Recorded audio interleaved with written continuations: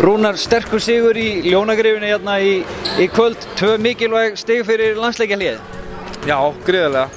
Og nú erum við búin að klára þessa 2 leiki fyrir landsleikjahléið sem við vildum og lögðum mikla áherslu á að ná í sigra í. Þetta eru Grindavík og Fjölnir sem eru bara virkilega vel mönnuð lið og eru að berjast í að halda í við svona efstu 4 liðin. Þannig að það er mjög sterkt að ná í sigra á móti þessum liðum og breikka bilið. Þannig að ég er bara virkilega glaður og líka bara frammistaðan í dag. Það er eitthvað sem við getum byggt á í framhaldinu. Í öðrum leikluta þá einhvern veginn skilur á milli og þið bara hreinlega stingið af.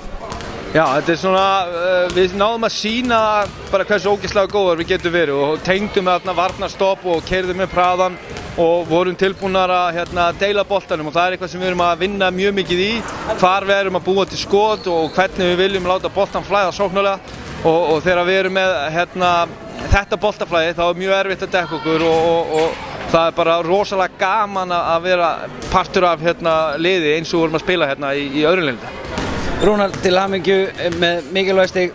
Takk hérlega fyrir.